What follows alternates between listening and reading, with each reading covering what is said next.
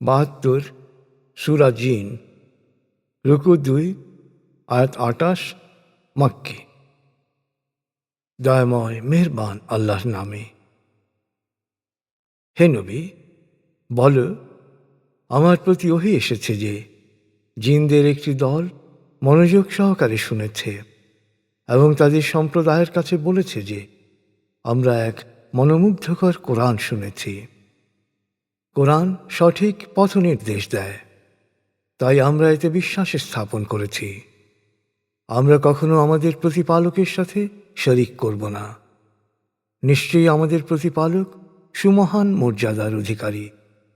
তিনি কোনো পত্নী বা সন্তান গ্রহণ করেননি। এখন আমরা বুঝতে পেরেছি আমাদের সম্প্রদায়ের নির্বোধরা আল্লাহ সম্পর্কে অবাস্তব মিথ্যা বলত। অথচ আমাদের ধারণা ছিল মানুষ ও জিন কখনো আল্লাহ সম্পর্কে মিথ্যা বলতে পারে না।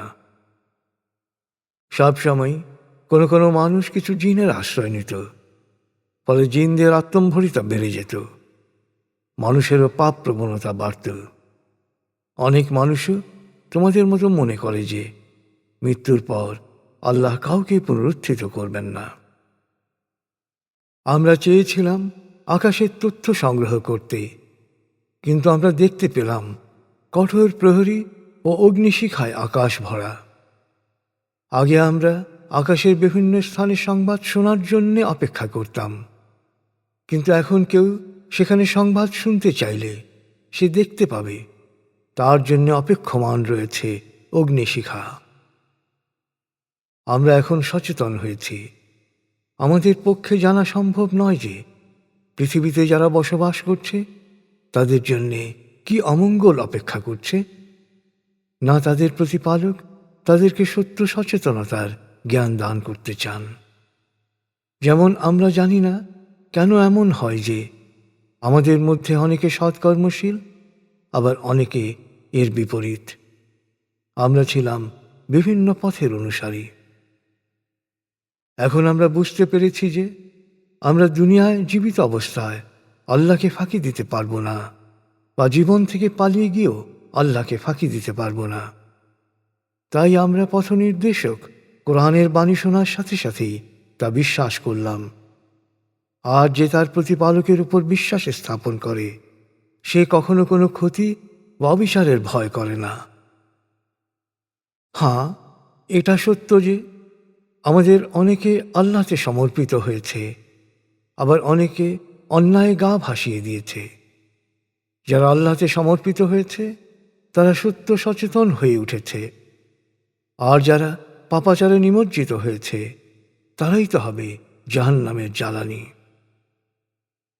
হে নবী, বলো, আরও ওহী এসেছে যে যাদের কাছে আমার বাণী পৌঁছানো হয়েছে তারা যদি সৎ পথ অনুসরণ করত তবে আমি তাদের উপর প্রচুর রহমতের বৃষ্টি বর্ষণ করতাম, আর এই প্রক্রিয়ায় ওদের পরীক্ষা নিতাম। আসলে যে তার প্রতিপালকের স্মরণ থেকে মুখ ফিরিয়ে নেয় তিনি তাকে ক্রমবর্ধমান আযাবের পথে নিয়ে যান। সকল সিজদার স্থান মসজিদ সমূহ তো আল্লাহর জন্যে। অতএব আল্লাহর সাথে অন্য কাউকে ডেকো না, শরিক করো না। অথচ যখন আল্লাহর বান্দা এই রসুল তাঁকে ডাকার জন্যে দাঁড়ায় তখন সত্য অস্বীকারীরা তাকে চারদিক থেকে ঘিরে ফেলে। হে নবী, বলো, আমি শুধু আমার প্রতিপালককেই ডাকি এবং তার সাথে কাউকে শরিক করি না, আর তোমাদের কোনো কল্যাণ বা অকল্যাণ করার ক্ষমতা আমার নেই। হে নবী, বলো, আল্লাহর বাণী পৌঁছানোর দায়িত্ব যদি আমি যথাযথভাবে পালন না করি তবে আল্লাহর শাস্তি থেকে কেউ আমাকে রক্ষা করতে পারবে না, আর তাঁর কাছ থেকে আমার পালানোরও কোনো পথ নেই। যারা আল্লাহ ও তার রসুলকে অমান্য করে তাদের জন্য রয়েছে জাহান্নামের আগুন, সেখানে তারা থাকবে চিরকাল।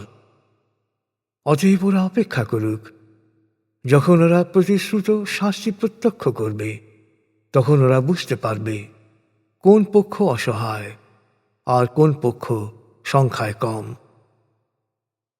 হে নবী, বলো, আমি জানি না তোমাদের জন্য সেই প্রতিশ্রুত দিবসটি কাছেই, না আমার প্রতিপালক সেই জন্য স্থির করবেন দীর্ঘমেয়াদ। তিনি একাই গায়েব বা অদৃশ্যের পরিজ্ঞাতা। গায়েবের জ্ঞান কারো পক্ষেই জানা সম্ভব নয়, যদি না তিনি কাউকে জানান, যেমন তিনি রসূলদের জানিয়েছেন। তিনি যখন রসূলদের ওহী পাঠান, তখন তাদের সামনে পেছনে প্রহরী নিয়োগ করেন। এভাবে নিশ্চিত করেন যে রসূলরা যা বলছে তা আল্লাহরই সত্যবাণী। রসূলদের কাছে যা কিছু আছে তা তাঁর জ্ঞান দ্বারা পরিবেষ্টিত। যেমনভাবে তিনি অস্তিত্বের সব কিছুরই হিসাব রাখেন এক এক করে।